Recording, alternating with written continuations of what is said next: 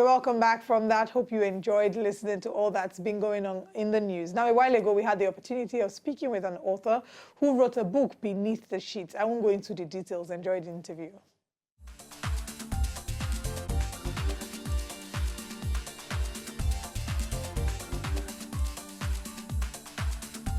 Hello and welcome back. It is still Hello Nigeria, and of course, like we promised, we have our guest with us in studio.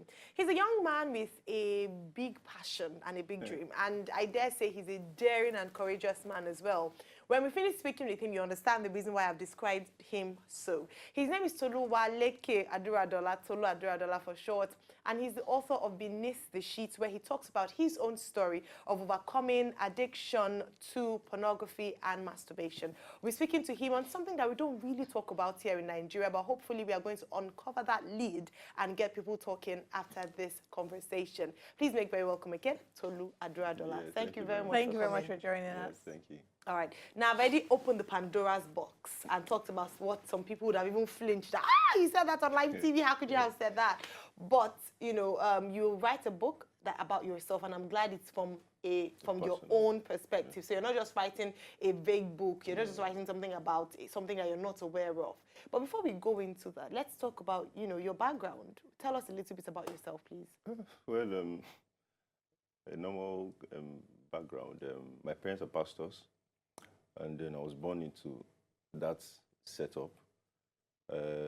Humble beginning, you know, very modest parents, yeah. So they're very disciplined. And then my mom especially very hands-on. And then, you know, we grew up like every other person, although, you know, of course, more expectations from pastors' children anyways, but we dealt with that. And pretty much, you know, pretty much the similar upbringing with every average Nigerian. All right. Now, from your book, you talk about being exposed to pornography. And in the same breath, now you're telling us that you were born in a pastor's home. There's a certain perception. People expect that as a pastor's kid, you're supposed to carry yourself in a certain way. You're supposed to be very spiritual. You're not supposed to have any of these challenges. Would you say that you felt pressured growing up as a pastor's kid on the one hand, and on the other hand, would you put any blame on your parents for some of the habits that you ended up picking up? Okay, well, let me answer the first. Of course, I felt the pressure. People are not too wrong to expect more from a pastor's child because, I mean, these are guys that uphold morality at a higher standard. And so it's normal to expect more from those people and then their children, you know. And so I felt that pressure. But again, where, you know, the people that put this pressure are not fair is the fact that you're also exposed to everything else that everybody's exposed to. And so because of that, I mean, you are going to deal with these same things.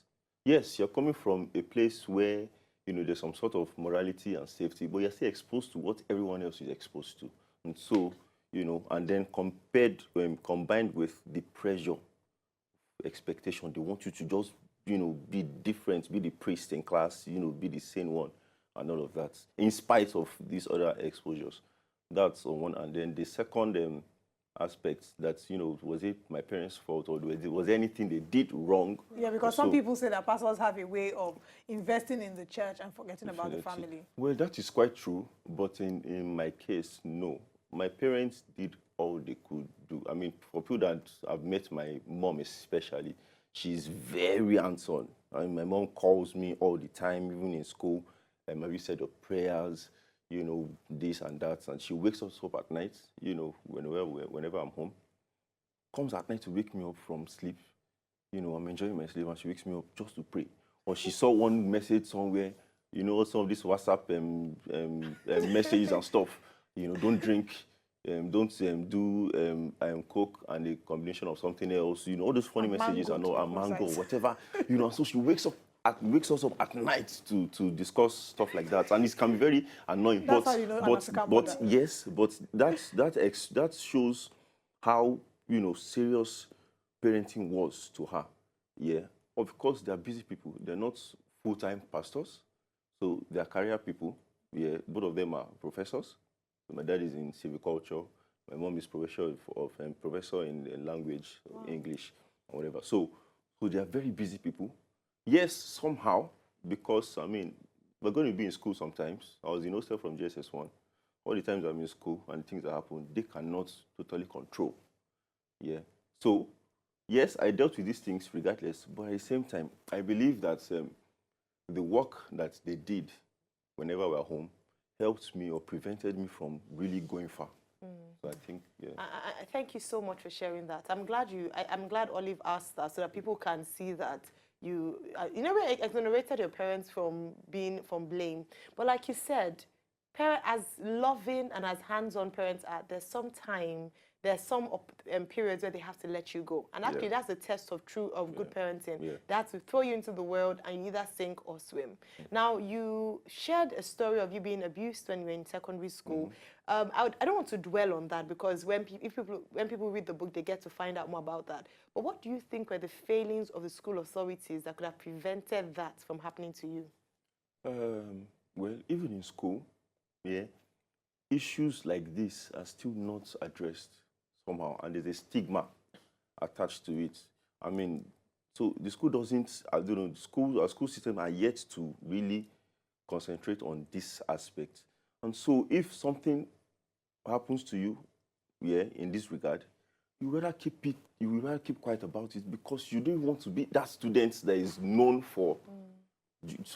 But if there's something that, there's something that should be able to be done by school authorities to welcome students that are abused and make them understand that, come, we are here to help you, not to disgrace you. And then, sort of make it confidential. There's something that they can do about it. All right. Oftentimes, our society focuses, when talking about abuse, we focus on the girl child. But you're a man. You were abused as a boy. How old were you when you had your first? I was about, I think I was about 9 or so. Yeah. Okay. I like that you're sharing this because oftentimes we find that when we talk about abuse, we oftentimes focus on the girl child, forgetting that boys can also be abused too. Yeah. When you experienced the first encounter that triggered off a lot of things, what were some of the signs you showed? And now I'm asking this because there's some parents who probably have children that are already being abused but don't know. So what are the things that started happening to you? What were the thoughts going on through your mind? And how were you reacting? Well, it's important to note that a child that is abused naturally will withdraw. And that should be the easiest sign to observe in a child. But sadly, again, we don't have a lot of parents that are close to their children, that are friends with their children. Yeah. A lot of us, I also did it growing up in presence of my friends, when my parents are around or something. We just act. Everything is cool. You party, you hug your dad, and all this kind of stuff. But, that's just acting. I knew deep down that, I couldn't get to talk on a very deep level with my parents. For whatever reasons. Yes, I understand there's a generational gap and all of that. And surprisingly, my dad actually told me, when this book came out, that he told me, this I said it, he says, well, TOLU, to him, this is a testimony that they did their best, but there are certain areas that they did not consider. And that meant a lot coming from him. So he said, in spite of, this struggle for me, I still came out fine. So to him, it's a testimony, So other people probably did not have that chance. That's powerful. Yeah. And I like that in your book, you actually have a section where you advise parents as to how to build a relationship with their children. Because it's not just talking about your experiences, but it's what you learned from your experiences and how other people can learn. Like they say, a foolish man learns from his own mistakes. A wise man learns from the mistakes of others. Now, let's talk about your struggles in itself, pornography, masturbation. Some people have said, well, it's your body, do anything you like with it. Why are we focusing on that? But there are some powerful things you shared in that book. Number one, you debunk some myths. And number two, you talk about how a mind can be depraved. And, when you look at child sexual molesters, many of them had problems with pornography addiction. Can you shed more light on this, please? The truth is this. I've realized from experience that, for example, I was molested in JSS2, by a senior. Now, that made me withdraw. that made me get very angry and all of that. Porn was like a friend. It made me feel cool or feel very good with myself and all of that. And it was very private.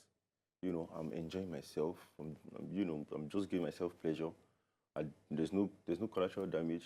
I'm not impregnating anyone. I'm not getting STDs. You know, and that's how this thing works. But the truth is, on the long run, where it will get you to. I mean, for example, I got to a point in my struggle that I was very depraved. I had very, very dirty, crazy ideas and thoughts. As a matter of fact, I was sharing with my wife before this that recently I spoke to a couple of students here in the school. And then after my speaking session, a couple of them went to see me, do a one-on-one. I heard very interesting, scary things from this young, I mean, JSS2, JSS3. Can you share a little, if you don't mind? I'll share. I mean, for example, a girl, in junior class says she has been molested by, I think, her cousin, also in the village. And at first, it was scary. I mean, she was also very guilty. She knows this is not normal. But, of course, anything sexual is actually pleasurable. So we shouldn't portray to children like this is a bad thing. It's actually pleasurable. They should understand it's pleasurable, but if it's not done in the right context and at the right time, it will lead to destruction. Anyways, this girl says from the first time, yes, she felt bad, but as time passed, she continued, she began to enjoy it. She began to actually now ask for. That's one side. There's a young guy I spoke to. Yeah, he says, yes, he has been addicted to porn for a while. He does porn games. In my own time, I didn't do porn games. It was not prevalent, So now there's porn game, meaning that the porn industry is actually evolving. Now he says he has the desire to sleep with a fellow guy. That was not scary enough. The most scary part was the fact that he said he has the desire to rape. Wow.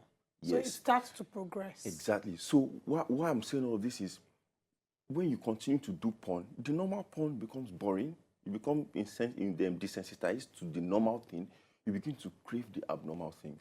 It's like with medication. That's why they say they preach against abuse of medication, because you start taking a particular medication for whatever ailment, and if your body gets too used to it, you now need to increase your dosage. Yeah. Now let's talk about, you dealt with this for years, for the longest time, and eventually you were able to break free. Yeah. I don't want you to divulge all the things that happened, because we want people to get the book as well. But what would you say was like the number one thing that helped you to be able to break free? The most important thing was the fact that I exposed it, talked about it. Talking about it is usually the most difficult thing, because pornography and masturbation is a very private affair, very private. Guys and ladies can easily still talk about their their sexual experiences. Yeah, I mean, I was in school all my life, hostel all my life, and so we have guys that just gist about sex and all of that. But when it comes to porn, it's just there's something secretive about it. And because it is secretive, because you're not talking to anybody about it, you're not getting help. Once you're not getting help, you continue to sink deeper. So the first and the most important thing I did was to expose it, talk to someone about it. Obviously, I had to do a lot of observing, because again, you don't want to talk to someone that your struggles will just be mere gist too, and then it will become just normal gist. One person will hear it and all of that. It won't help you. To rather even push the person deeper into it. So talking about it was like the major move for me. I'm really glad, like you shared in your book, you found people that you could confide in, and thankfully you married a woman as well who is also so supportive. Indeed, she's actually sitting in the background, the TOLU ADURADOLA. I really had to celebrate that woman, because in your book you talk about her so well. Thank you so much, Tolu. You have laid the foundation for a discussion that I think we've only just started. Not many people are willing to speak about this, but you've done so boldly, and you've written about it in Beneath the Sheets. And it's interesting to find out that Pastor Adeboye actually wrote the foreword for the book, so it comes very well recommended as well. Yeah. Sorry, Coach, it's very important I had to hustle, and not just for Pastor Adeboye, there are a couple of other people that did recommendations here, respected people and all of that. My intent was, this topic is naturally not even discussed. Yeah, people shy away from it. So I need people that are that are respected and influential to partner or to do something with this project so that people can receive it. All right. That's it. Before we let you go, I just want to find out. Now, there's some people who will probably be watching and thinking to themselves, well, it's not that much of a big deal. It's just porn, you know, maybe once in a while or not as frequently. How does one know that they have a pornography addiction or a masturbation addiction? And is it really bad? You would know. I mean, if you're doing it, you would know, because it's very addictive. It's in fact, statistics show and say that the addiction to drugs, cocaine, heroin, and co, operates the same way addiction to porn operates. So it means the way they will treat a cocaine addict, or a heroin addict, is the way they will treat a porn addict, because the damage it does to the brain is the same thing. I believe it may even be worse. Because cocaine, heroin, you can easily do it with a couple of friends and stuff. Porn is still very secret. So you are dying alone. And in many cases, you don't know, you will not be able to, accurately justify or, how deep you're sinking in it. And in most cases, you might have done something terrible that will not eventually expose you before, you get help. And usually, I mean, there are a couple of documentaries on it, that I've watched on National Geographic and Co. There's a particular guy that kidnapped 3 girls, and they were in his basement for 10 years. Yeah. Now, I like the fact that they mentioned that he was a porn addict. A normal-looking guy, just like me. I mean, I was that good boy, typical good boy to everybody. Pastor or professor was my nickname. Yeah. But because this is a secret struggle, no one knows that you're dealing with it. So you appear normal to everyone else. But the crazy, extreme desires that this addiction has, has sparked up in you, must find expression somehow. And so you see why would a gentleman want to, kidnap some young girls and keep them in his basement for 10 years. Why? Because he needed to express his porn desires and fantasy. Porn is based on fantasy. So you need to express these fantasies on human beings. You can't express it in a normal relationship.